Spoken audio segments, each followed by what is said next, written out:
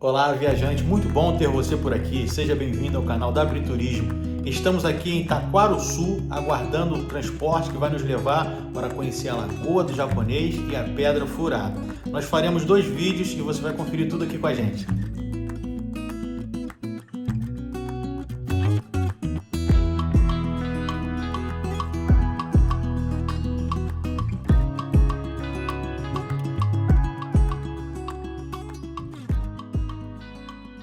Por dentro da água, tá? Então eu vou fazer o que? Eu tenho 2 opções, eu posso ir a nado, né? A gente tem mais adiante o terceiro deck. Do terceiro deck até as grutas dá uns 30, 40 metros de distância, tá? Ou se eu quiser contratar, eu posso estar contratando a embarcação. São 2 tipos de embarcação, tá?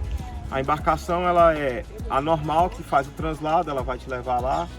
Você pode ficar por lá o tempo que você quiser, curtindo, aguardar na hora de voltar, tá? Ela vai e volta o tempo todo. E aí a gente tem o especial para foto, que é esse barco de acrílico aqui, ó, nessa imagem aqui, ó, tá?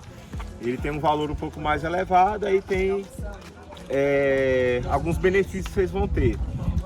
A contratação da embarcação, pessoal, ela vai acontecer somente aqui na sorveteria, tá? É a única coisa que vocês contratam aqui na sorveteria. Olá, viajante, seja muito bem-vindo aqui ao canal da Briturismo. Vamos conhecer hoje a Lagoa do Japonês. Vem comigo.